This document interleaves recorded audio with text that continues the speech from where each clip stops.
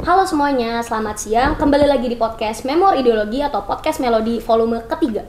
Kita bakal bahas kali ini mengenai evaluasi gerakan mahasiswa selama 1 tahun terakhir. Nah, oleh karena itu kita udah mendatangkan pemateri-pemateri yang sangat kece banget dan orang-orang ini tuh orang langsung dari gerakan gitu.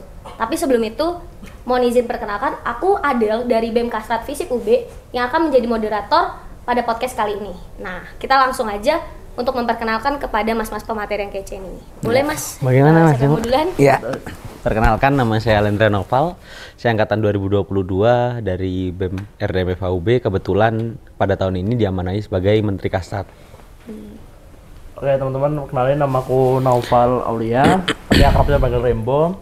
Aku mahasiswa ilmu politik angkatan 2022. Kebetulan tahun ini juga diamanahkan sebagai Menteri Aksi dan Propaganda di FHUB. Oke, mohon izin dulu mas, tadi masnya bisa dipanggil apa mas? Kan mas Rembo. Nah, Ini Mas Alen. Mas Alen.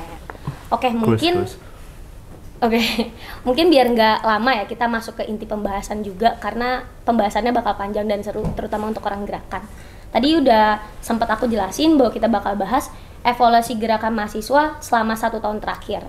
Pantikan pertama tuh gini mas, di sosmed sekarang, terutama yang bikin itu mahasiswa itu sendiri ya, kayak media-media dari BEM atau apapun bilang bahwa mahasiswa sekarang lebih tertarik tuh sama magang, kayak MSIB atau mungkin lebih ke organisasi-organisasi dan mulai meninggalkan apa yang kita bilang sebagai demo atau gerakan mahasiswa. Nah, menurut mas-mas sendiri tuh sebenarnya demo ini tuh relevan gak sih buat mahasiswa dan apakah benar-benar masih penting gitu? Karena kan zaman dulu kan mahasiswa disebut sebagai kunci utama penggerak gitu-gitu kan, based on orde lama atau apa. Nah, coba untuk Mas Alen dan Mas Rembo bisa memberikan tanggapan. Mungkin dari Mas Rembo dulu ya. Monggo Mas Rembo.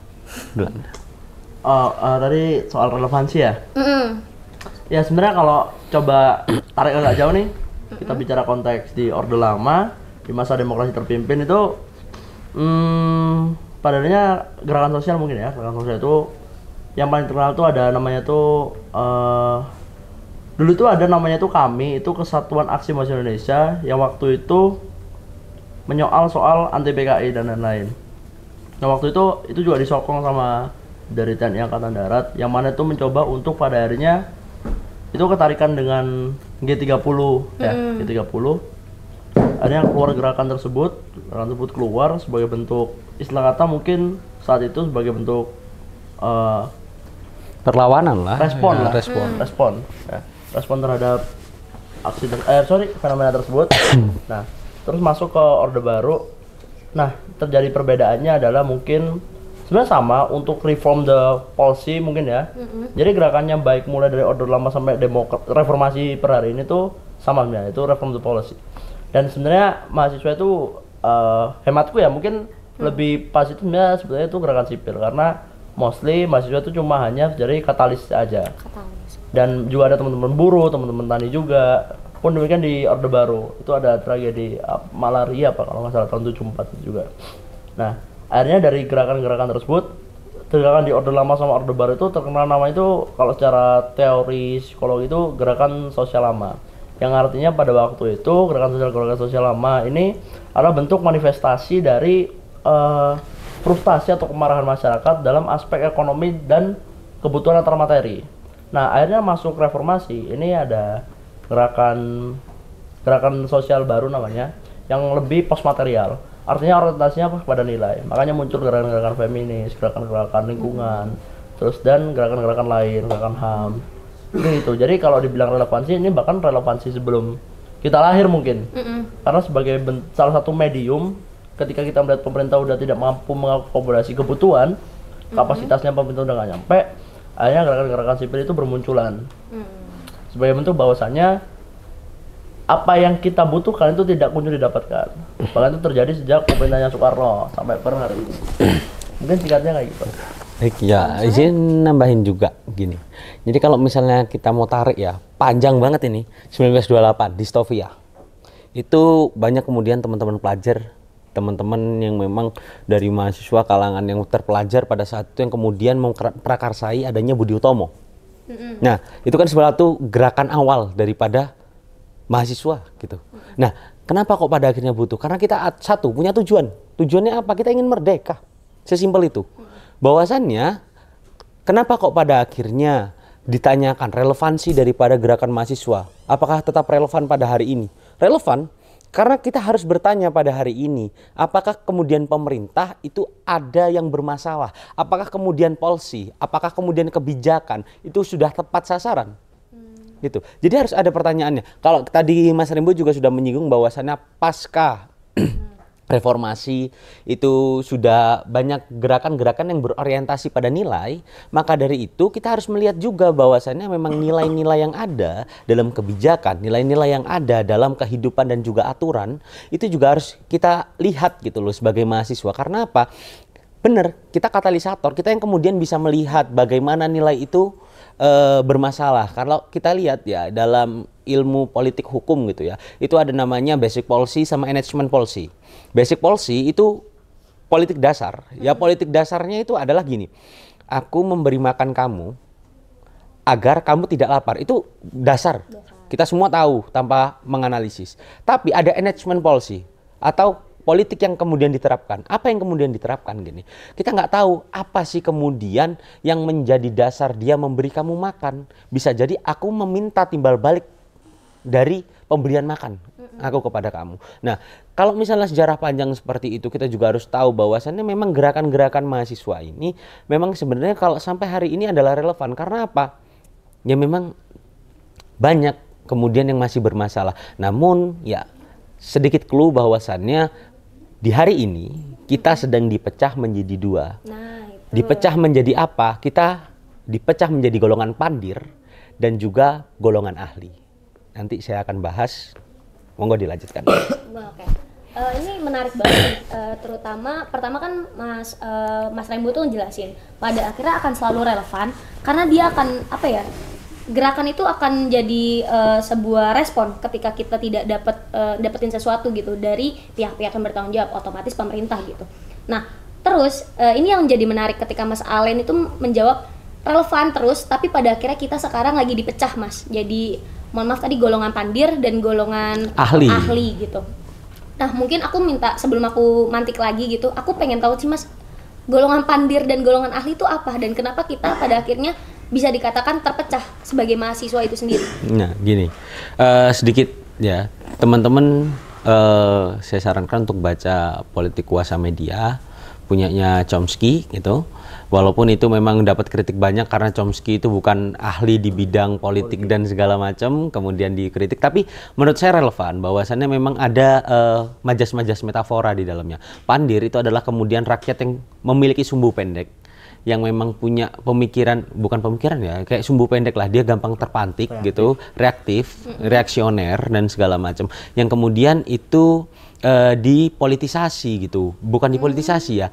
Modelnya kayak diarahkan dalam tanda kutip gini, ahli, golongan ahli dalam demokrasi ini ya, karena di buku Politik Kuasa Media dalam demokrasi, kemudian demokrasi itu tidak berjalan secara law in the book, tidak berjalan secara buku gitu. Dia berjalan seperti apa? Bahwasannya media ini kemudian menjadi salah satu alat yang kemudian digunakan oleh golongan ahli mempengaruhi daripada pandir itu sendiri. Pandir mereka golongan pemirsa. Kalau di situ ada salah satu bab golongan pemirsa, mereka hanya tahu kulitnya, mereka nggak tahu bagaimana dalam-dalamnya dan segala macam. Saya kasih contoh. Kemudian kalau misalnya rakyat di TV itu diberitakan bahwasannya, misalnya contoh bahwasannya Indonesia kemudian padinya banyak dan segala macam. Apakah kemudian rakyat-rakyat yang di situ mereka melihat bahwasannya, wah iya, padinya banyak, Indonesia makmur nih. Tapi dalam kenyataannya, dalam relevansinya, mereka sebenarnya juga dibodohi. Karena apa? Kalau padi naik, harusnya harga padi juga turun, gitu. Karena kalau misalnya secara demandnya tinggi, supply-nya juga harusnya turun. Karena kita lihat titik harga keseimbangannya juga di situ.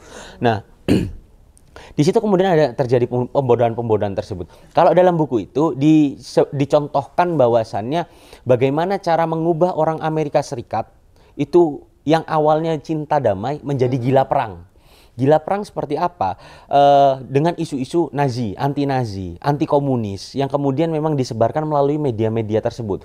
Kaum pandir itu karena mereka reaksioner, mereka melihat seperti itu, mereka beranggapan bahwasannya ada yang salah. Maka dari itu ya mereka terpantik dong oleh oleh berita-berita tersebut. Nah berita-berita tersebut berasal dari mana? Dari kaum ahli. Gitu. Pendeknya seperti itu sih sebenarnya. Mungkin dari Mas Rembo Iya, mau mungkin menambahkan? dari Mas Rembo untuk ada yang mau ditambahkan mungkin? Soal pandir dan ahli. Iya, pada akhirnya mahasiswa ini kenapa bisa dipecah gitu menjadi pandir dan ahli gitu? Ya sebenarnya kurang lebihnya tadi udah jelaskan cukup komprehensif ya sama Allen.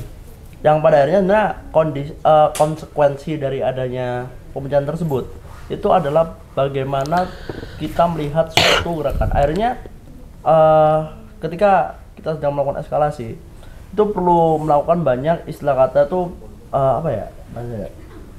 perhitungan risiko dan lain-lain. Ada teman-teman yang suhu pendek, pandir tadi disebutkan, ada teman-teman ahli. Jadi bukan berarti ada yang lebih tinggi atau lebih rendah ya, tapi lebih ke pemenuhan ruang kosongnya aja sebenarnya. Ruang kosongnya. Ya, konsekuensinya kadang adalah kaum ahli terkadang kemudian menghegemoni dari kaum pandir. Seperti itu. Oke. Mungkin itu bahasan secara umum soal relevansi. Karena tadi kan kita bilang utamanya adalah evaluasi gerakan selama 1 tahun terakhir, kita mulai masuk ke soal persoalan itu gitu. Nah, dalam konteks dinamika sosial dan politik di Indonesia sekarang ya Mas, dalam 1 tahun terakhir nih, faktor apa yang pada akhirnya, kan tadi kita bilang masih relevan, yang kita akan omongin saat ini adalah faktor yang paling utama lah untuk mempengaruhi motivasi mahasiswa untuk pada akhirnya tetap terlibat gitu, terlepas tadi pembagian dari kaum pandir dan kaum ahli gitu. Nah, apa yang pada akhirnya faktor itu di tiap tahunnya berbeda gitu, tahun ini dengan tahun sebelumnya, seperti itu Mas? Mungkin kita mau bahas di tahun ini ya. Tahun ini berarti hitung mulai Januari 2024 ya. Ini mungkin terbilang cukup menarik di tahun ini kalau di compare sama tahun sebelumnya, karena di tahun ini juga bertepatan dengan kontestasi pemilu, ya. Pemilu, ada dan lain-lain. Yang artinya di sana akan mulai terjadi transisi kekuasaan. Kekuasaan. Dan pun demikian di tahun ini mungkin Indonesia mencatat sejarah bahwasanya terjadi cawe-cawe yang sangat TSM lah gitu istilah katanya ya kan. Nah, namun yang menjadi polemik adalah di tengah terjadinya dinamika tersebut dalam konteks politik, sosial dan politik, terjadi juga yang namanya tuh polarisasi, apalagi pas pemilu. Polarisasi bisa dijelasin mungkin Mas? Ngomong aksi Kamisan itu dibilang apa aksi Kamisan tuh? Dibilang 5 tahun sekali. 5 tahun sekali. Ya. Salah satunya. Komen dikit dibilang anak Abbas misal kayak gitu. Ya. Komen dikit. Akhirnya terjadi polarisasi secara horizontal antara masyarakat dan mahasiswa. Seakan-akan mahasiswa dan masyarakat ini kelompok yang berbeda gitu. Ketika aksi Kamisan yang itu aksi kolektif yang udah digagas sekitar 20 tahun yang lalu itu dianggap aksi 5 tahunan. Padahal 5 tahunan itu pemilu. Nah, artinya kan polarisasi benturan-benturan antara entitas atau elemen lah ya, itu terjadi karena mungkin ada ketakutan juga dari para organisasinya, bahwasanya ketika kita sadar bahwasanya wah itu kan mungkin nanti secara hukumnya ini ya konkret nih, tapi kan bahkan secara kacamata awam aja ya, awam aja itu kan terjadi, lihat gubernur-gubernur itu diganti PJ semua, buatnya PJ semua. Terus terjadi disebut sembako gede-gedean. Secara konstitusi udah dicoy-coy curang-curang dah. Padahal kan orang awam kan mampu melihat itu kan.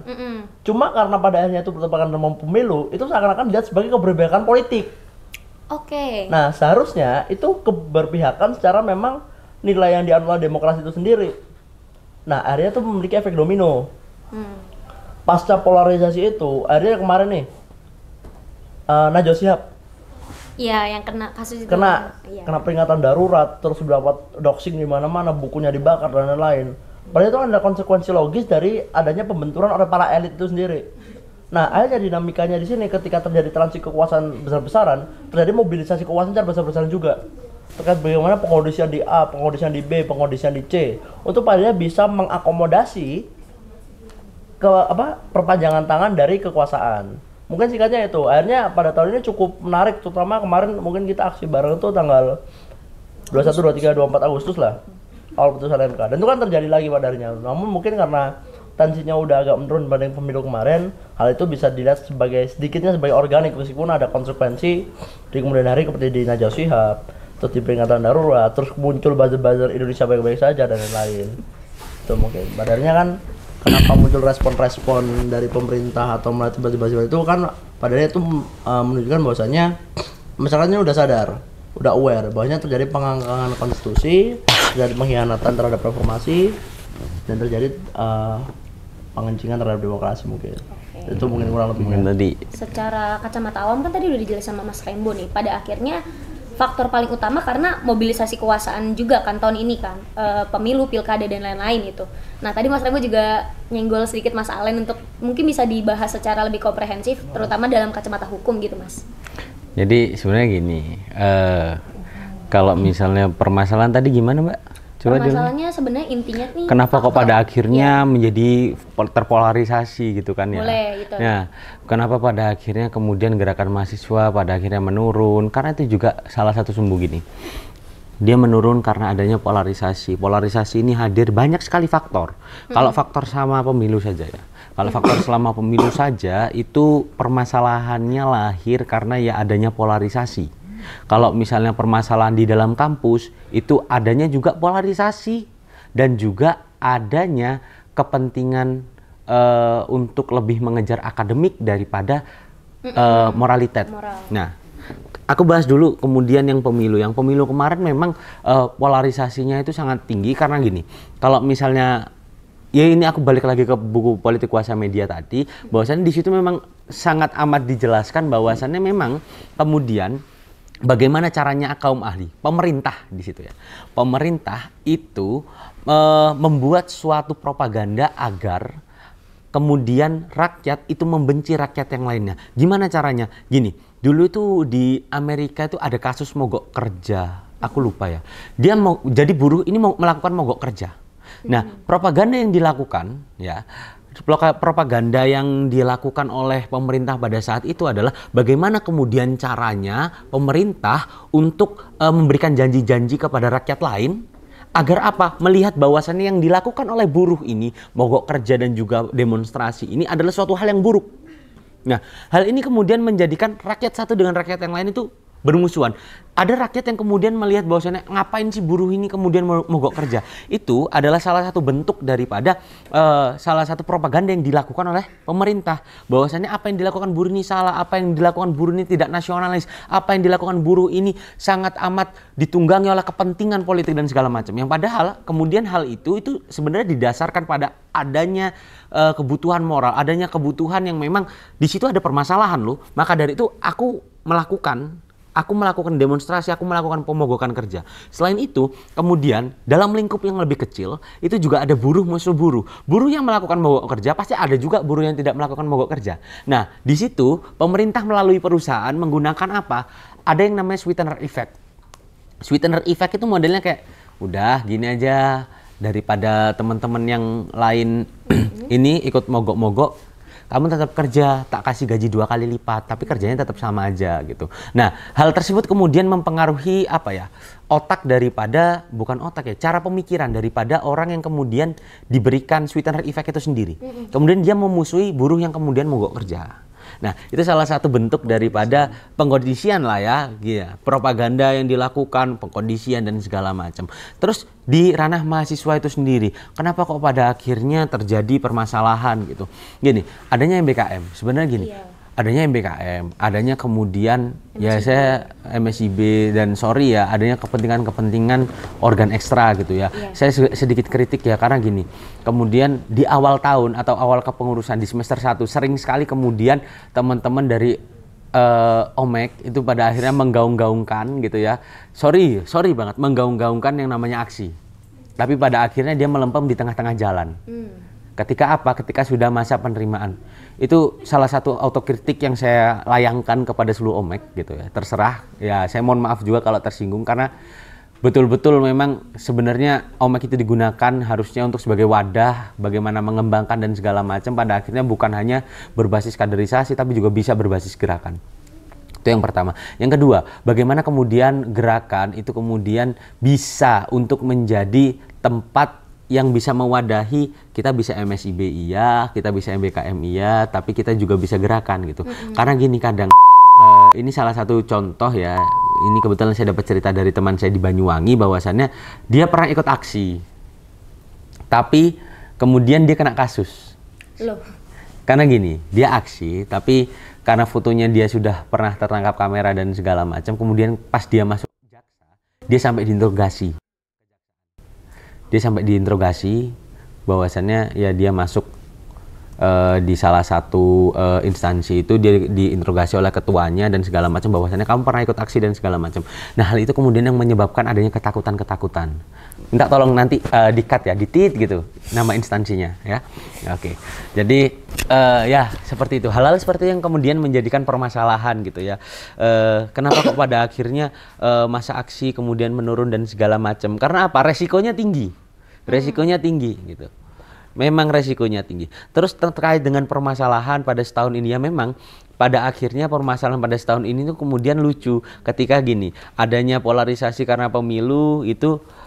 Contoh pilkada kemarin paling dekat yang putusan MK itu sebenarnya salah satu hal yang lucu adalah kenapa kok pada akhirnya DPR lebih mengindahkan putusan daripada MA daripada MK. Itu hal yang lucu kemudian, yang sebenarnya ya yang diindahkan harusnya kan ada yang namanya lex superior, derogat, legi inferior. Yang di atas itu mengesampingkan yang di bawah gitu loh. Kalau dalam hierarki. Nah, kalau misalnya putusan MK itu final and binding, ya MA juga final and binding. Tapi kewenangan MA itu dalam undang-undang. Undang-undangnya diubah, ya peraturan di bawahnya ikut sama undang-undangnya. Nah, ini kemudian ini yang di MA itu kenapa kok pada akhirnya ikut sama putusan MA itu salah satu hal yang lucu gitu loh. Itu salah satu kesalahan berpikir daripada legislatif. Kayaknya perlu untuk belajar legislatif drafting lagi, perlu belajar untuk bagaimana hierarki peraturan perundang-undangan lagi, perlu untuk memahami asas-asas hukum lagi, para pembentuk undang-undang itu sendiri. Makanya memang ya bermasalah memang. Perlu belajar di FOB lagi. Yes. Aduh. Ini biar lebih paham lagi ada game yang harusnya dikeluarkan. Gini Mas, jadi kan intinya faktor yang paling menarik itu tadi sempat paling panjang pembahasan adalah polarisasi karena pemilu. Tapi ini menjadi menarik ketika Mas Alen itu sempat bilang kalau temennya itu ada yang pada akhirnya kena masalah gitu. Ini jadi lucu karena biasanya orang-orang bilang ketika ada mahasiswa yang turun aksi, biasanya mahasiswa tersebut lebih kritis. Pertanyaannya nih Mas, mungkin tanggapan Mas kalian kan sebagai mahasiswa yang ya sudah mulai menengah lah, yang nggak baru banget gitu Mas.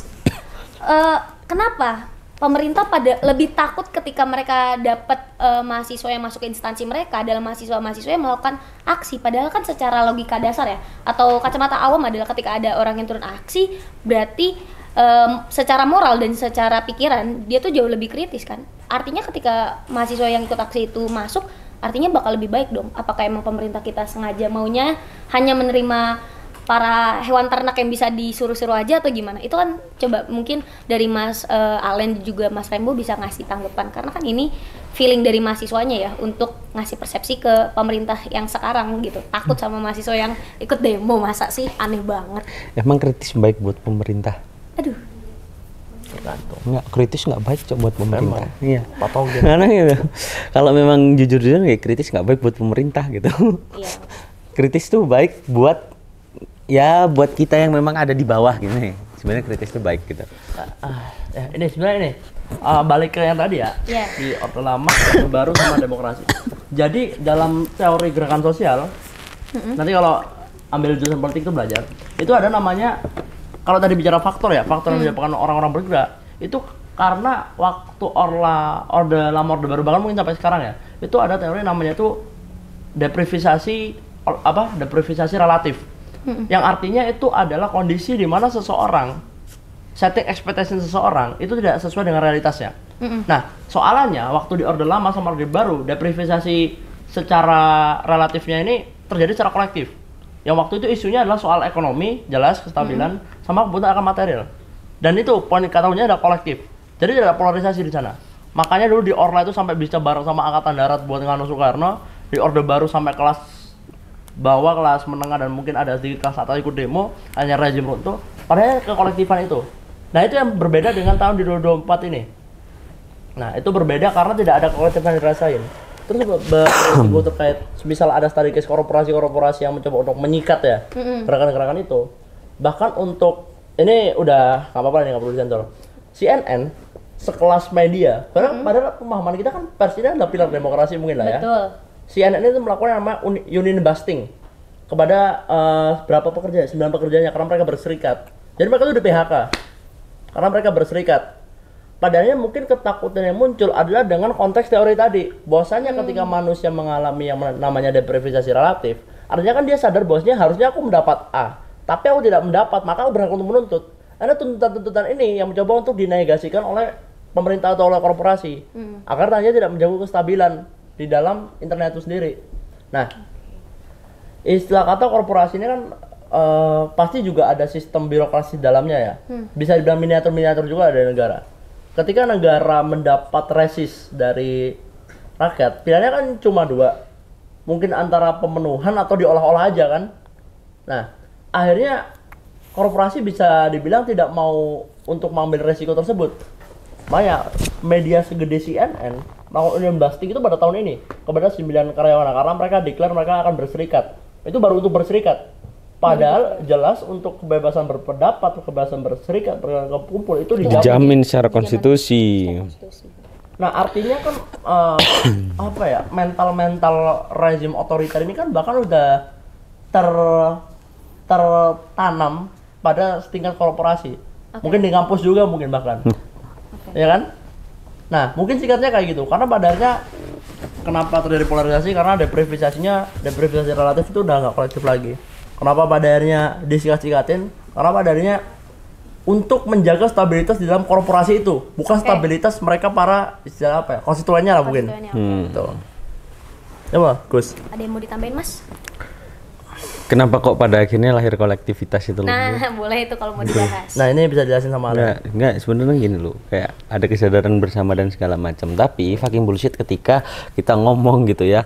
Ngomong enggak bener. Ketika kita ngomong tentang gerakan, kenapa kok gerakan berhasil? Coba hitung gerakan yang berhasil ada berapa? Selama pasca Orde Baru sampai sekarang. Silakan. Indikator dikatakan berhasil seperti apa, Mas? Berhasil tuntutannya diiyakan sama pemerintah dan dilaksanakan. Silakan. Dan yang paling deket kalau inti ngomong deh, pilkada ya nggak? Aduh. Gimana menurut ente? Aduh, gimana ya, Mas? Dari POV ini. POV ente gimana? Kalau sebenarnya itu bakal masuk di pertanyaan terakhir juga. Tapi Mas, tapi memang sih kalau mungkin ini pendapatku aja ya, mungkin sebagai moderator. Sayangnya bisa dikatakan berhasil kalau indikatornya adalah respon dari kebijakannya berubah. Kita tuh kayak minim banget sih, Mas, sedihnya di situ. Kalau cuman indikatornya adalah terjadi nih gerak semuanya, ya banyak. Cuma kalau misalnya indikatornya adalah ya kebijakannya bisa berubah, ngikutin apa yang kita mau, terutama soal pilkada tahun ini gitu. 0 poin sih kalau buat aku. Penilaian dari skala 1 sampai 10 sih kayak gitu. Menurut Mas gimana? Jadi dia nggak setuju bahwa itu dikatakan berhasil. Nggak bisa dikatakan berhasil. Ya, oke. Saya juga contoh, kasih lagi Bu, inti. Ada nggak yang kemudian berhasil? Masa aksi yang memang berhasil, yang tuntutannya jelas, itu kan kemarin udah tuntutannya jelas tuh. Cuman batalkan atau revisi undang-undang pilkada. Kalau secara kasar ngomong ya, aku ngomong ya berhasil, tuntutannya berhasil. Tuntutannya berhasil, dilakukan. Kapan lagi ada kayak gitu?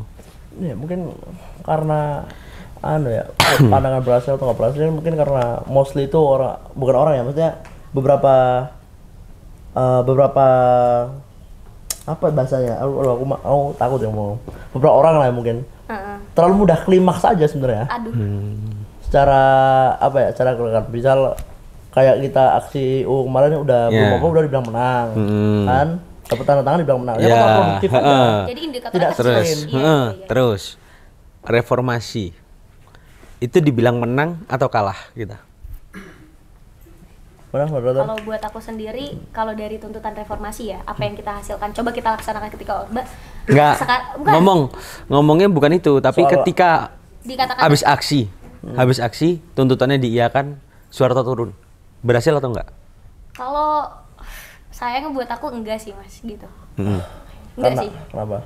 Karena ya itu memang karena kita mungkin penenangan doang. Kalau ibarat bayi itu cuma dikasih empeng, gak dikasih gak dikasih susu gitu loh. Tapi kan, merasa tenang gitu. Tapi kan Pak Harto turun pada saat itu kan. Nah, mereka nggak kemenangan cuma turunnya Pak Harto. Tapi kan tuntutan aslinya tidak terselesaikan gitu Mas. Sampai sekarang apa yang kita sebut dengan reformasi terjalan tidak? Ternyata kalau kita telaah nggak ada cuy. Nah, gitu. Ya itu sebenarnya mau dibahas tentang glorifikasi daripada mahasiswa kemudian. 98 mahasiswa itu sebagai agent of change, dia adalah pembawa perubahan dan segala macam. Kemarin pilkada kita menang, kita berhasil. Glorifikasi itu yang kemudian harus dicamkan oleh teman-teman mahasiswa, jangan sampai mengglorifikasi hal tersebut. Karena apa? Kemenangan kalian itu sejalan dengan kepentingan daripada oligarki atau kepentingan politik yang lainnya. Karena kalau misalnya ngomong memang ada kepentingan politik daripada salah satu partai, kepentingan politik daripada musuh dari rezim pada saat ini yang kemudian menunggangi kepentingan daripada mahasiswa. Kenapa kok pada akhirnya gerakan mahasiswa bisa dikatakan ya, aku nggak ngomong mengatakan berhasil, tapi bisa teman-teman ngomong kan rata-rata ya berhasil gerakan. Bisa dikatakan oleh teman-teman itu berhasil ya ketika itu gerakan politiknya linear, gerakan mahasiswanya linear, gerakan rakyatnya linear. Nah mereka tuh ada yang menyatukan kemudian memang. Ada satu nih yang bercokol ya kepentingan daripada musuh rezim yang ada pada saat ini gitu. Jadi oposisi dari rezim ini resistennya seperti itu gitu loh. Dari zaman Pak Harto sampai kemarin pilkada itu juga ya, seperti itu. Resistennya seperti itu gitu. Terus terkait tentang permasalahan-permasalahan yang kemudian lahir gitu ya. Ya memang pada akhirnya mau seperti apapun kita bergerak, ya lagi dan lagi siapa yang kita bela terlebih dahulu itu kemudian akan mengkhianati kita, kemudian akan menginjak-injak kita, dia kemudian akan bercokol menjadi rezim baru yang mungkin bisa lebih otoriter, lebih kejam daripada rezim sebelumnya. Yang pada akhirnya ya gerakan mahasiswa ini bisa dilihat kurang efektif oleh teman-teman ketika mereka memang menelaah kenapa kok pada akhirnya ini bermasalah dan segala macam, kenapa kok kita udah bergerak tapi kemudian balik lagi ke masa kelam gitu, kita udah renaissance nih kembali ke dark age lagi. Itu lucu parah Pak.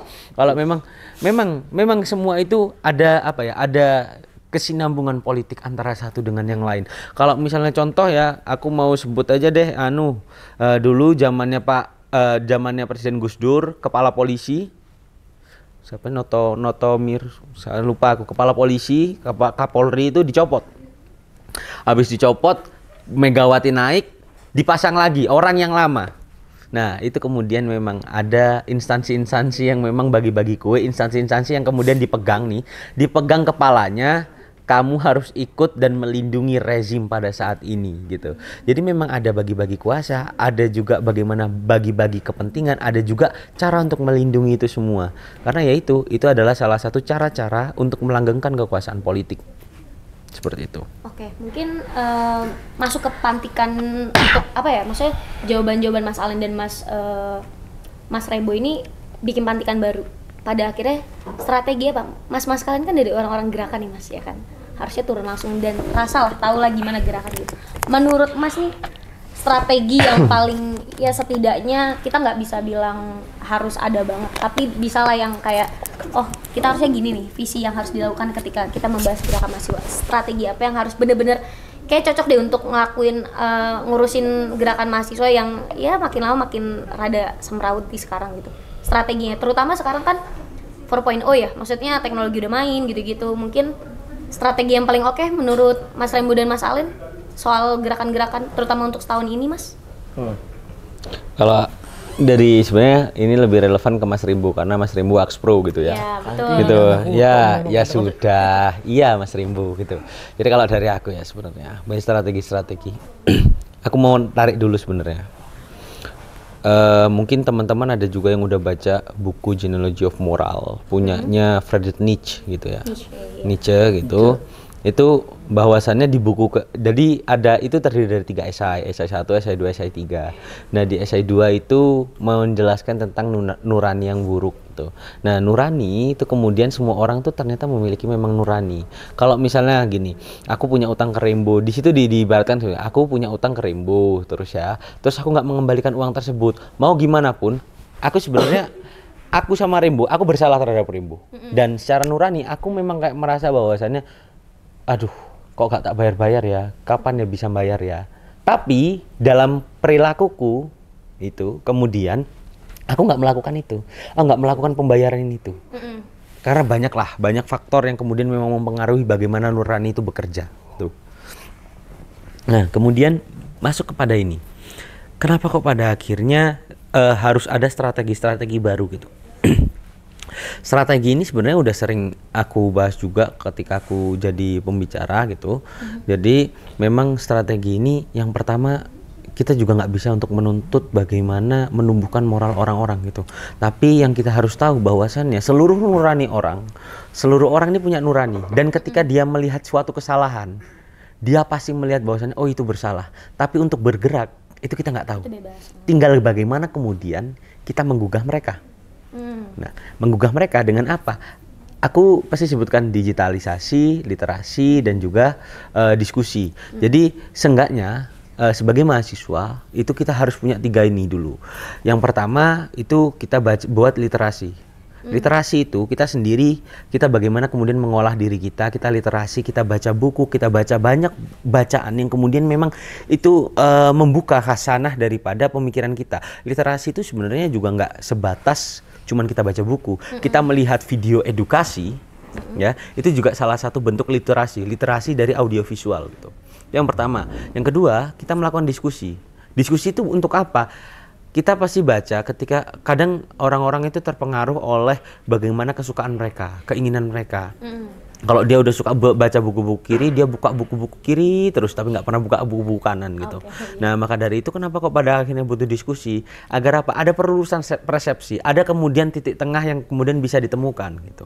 Nah, ketika aku berdiskusi dengan teman-teman lain, aku membuka nih kemudian, oh ini ada dari ideologi kanan nih, dari teman-teman kanan, dari sayap kanan itu seperti ini loh, oh dari sayap kiri seperti ini, oh maka dari itu aku compare, aku tahu, oh metodologinya seperti ini, oh tekniknya seperti ini, oh cara melakukan aksi dan juga advokasi itu seperti ini, oh cara melanggengkan kekuasaan mereka itu seperti ini, oh tujuan dari mereka itu seperti ini.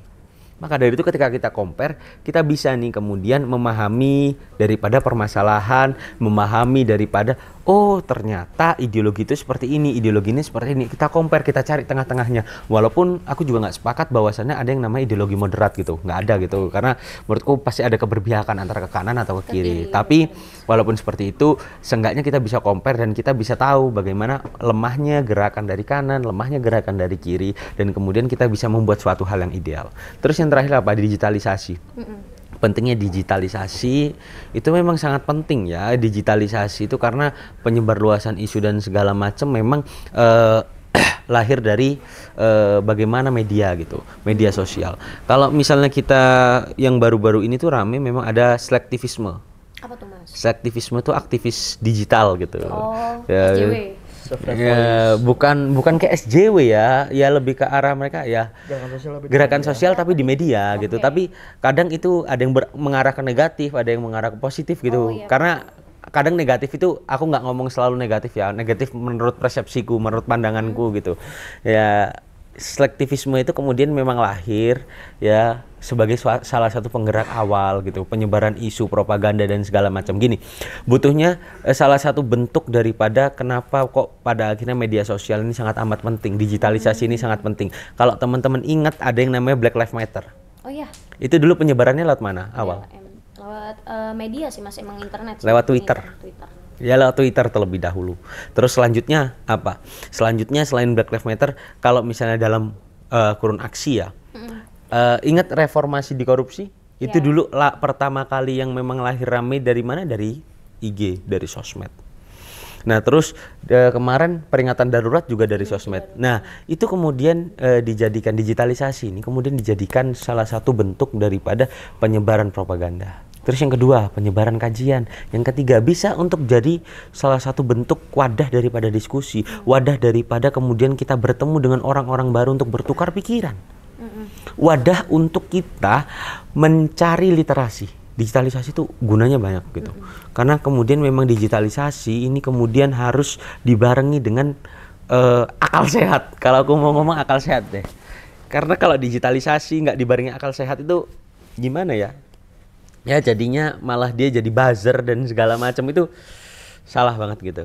Jadi memang harus ada strategi seperti itu. Jadi sebelum kita aksi, seenggaknya ada literasi, diskusi, sama digitalisasi. Baru kita mau aksi. Aksi ini pun kita, kalau orang-orang ngomong bahwasannya ya aksi itu hanya turun ke jalan gitu, bahwasannya kita harus tahu bahwasannya aksi ini ada banyak, ada aksi lingkungan, ada aksi sosial, ada aksi memang demonstrasi dan segala macam. Jadi aksi-aksi itu tergantung bagaimana kemudian kita membutuhkannya gitu. Contoh misal ada gempa bumi, kita melakukan aksi apa? Aksi sosial, kita galang dana dan segala macam. Kalau misalnya kayak Pandawara itu melakukan aksi lingkungan, kita melakukan pembersihan dan segala macam. Kan itu memang salah satu bentuk darurat akan sampah contoh, terus darurat akan bencana alam. Ya kita melakukan aksi-aksi tersebut, tapi aksi ini memang harus disesuaikan dengan situasi dan kondisi. Kalau semisal memang nggak dimungkinkan aksi, atau kita lebih memungkinkan melakukan audiensi saja atau advokasi saja, ya itu harus ditempuh gitu loh. Mas Alen tuh sempat bilang ya, masalah kalau yang anak gerakan tuh dikonsolidasi, kurang rigid. Mungkin bisa dijelasin Alen kenapa konsolidasi sekarang tuh dikatakan kurang rigid?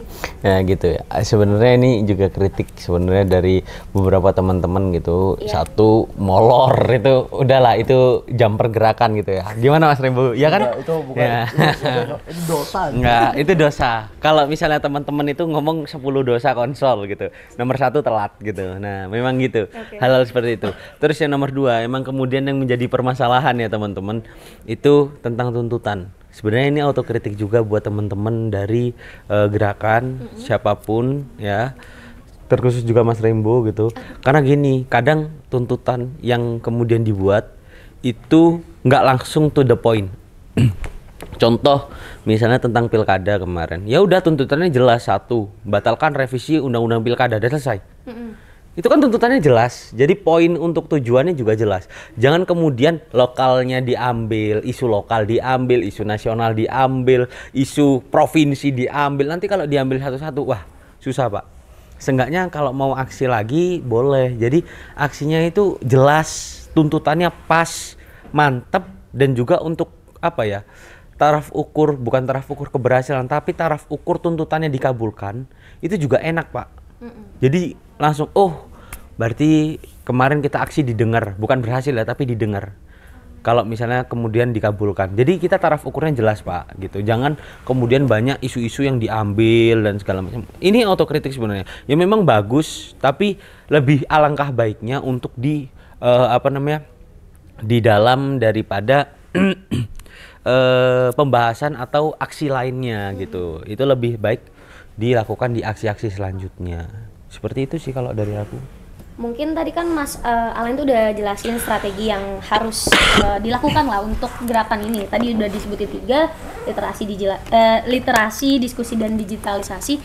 Nah, kita nanya ke soal strategi menurut Mas Rembo. Karena beliau ini kan akspro ya Mas ya, kebetulan yang turun langsung ketika aksi. Nah, menurut Mas sendiri, strategi yang harus kita gunakan mengingat gerakan-gerakan kita terutama di tahun ini harus kayak gimana? Ada perubahan kah atau apa? Mungkin bisa dijelasin ke sama Mas Rembo.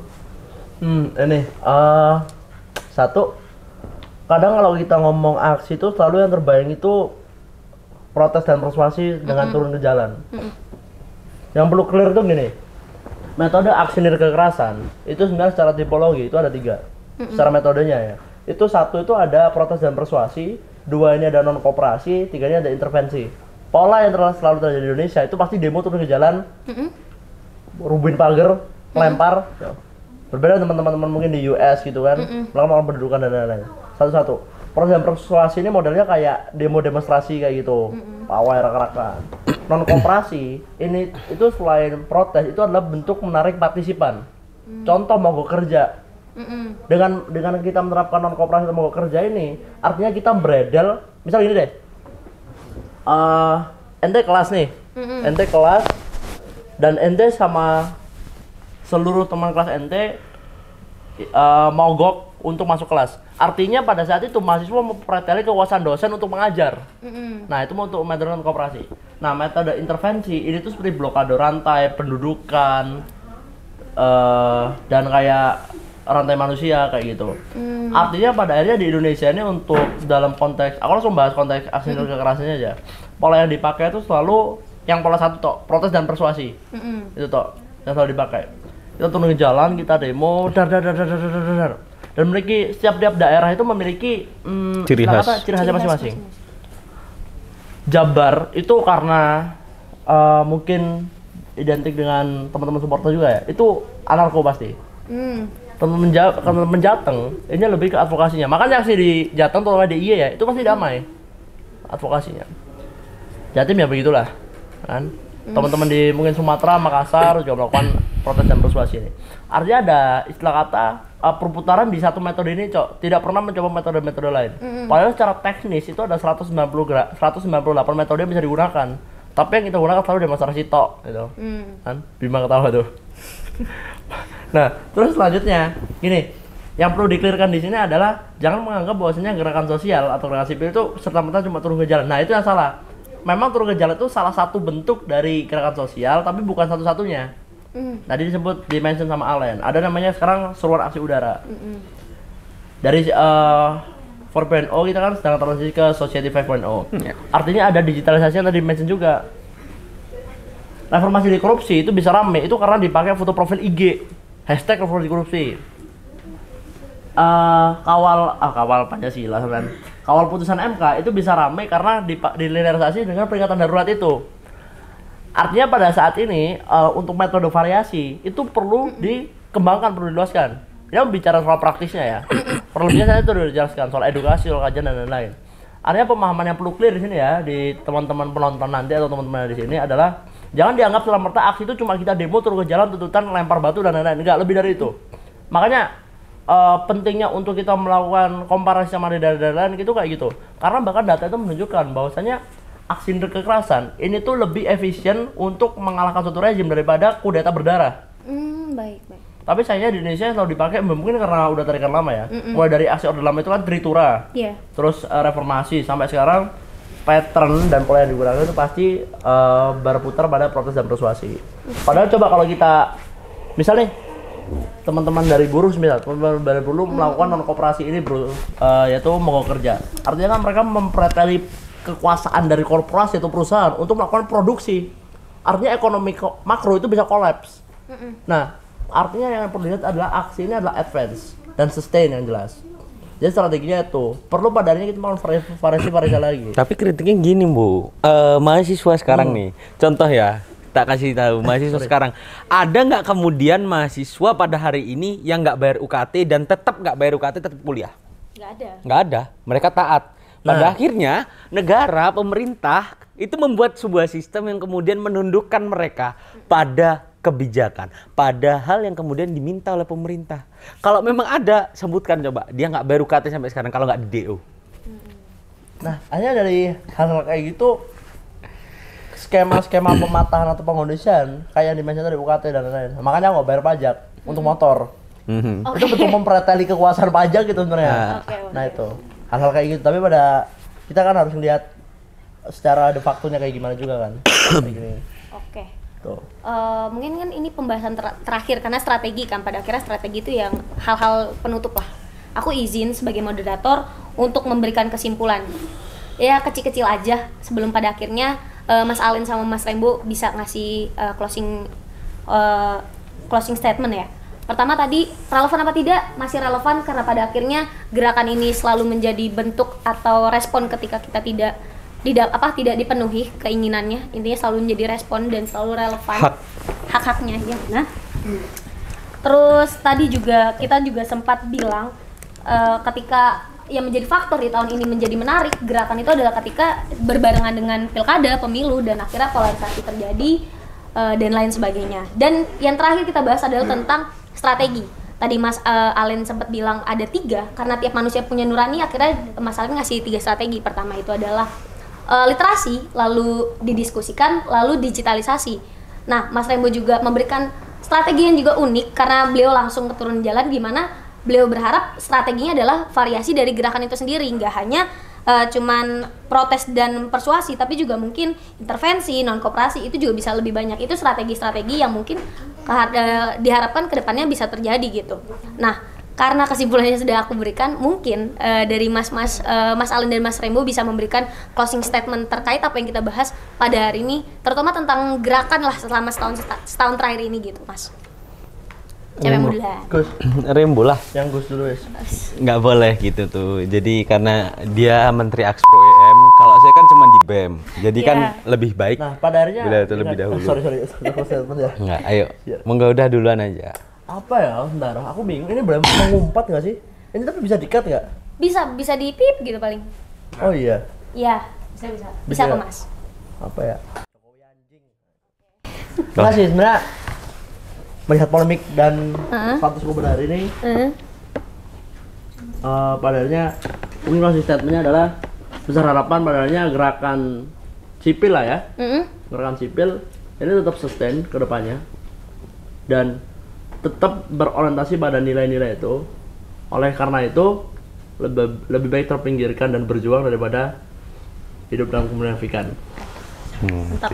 Masalah ya Mas? Ya, kalau closing statement dari saya sebenarnya simpel, bahwasannya mau sampai kapanpun gerakan sipil itu salah satu hal yang kemudian menjadi salah satu hal yang paling penting gitu dalam dinamika berdemokrasi dan juga bernegara. Lucu pada akhirnya ketika negara yang dikatakan demokrasi kemudian dipolitisasi dengan sistem-sistem yang kemudian membuat demokrasi dari mereka itu terdikres, terkurangi, tapi mereka tidak menyadari hal tersebut. Maka suatu bentuk perlawanan itu sangat amat dibutuhkan. Memang penting melakukan perlawanan gitu. Memang penting untuk melakukan segala hal-hal yang memang kita tujukan kepada ketidakpuasan atas pemenuhan hak-hak kita.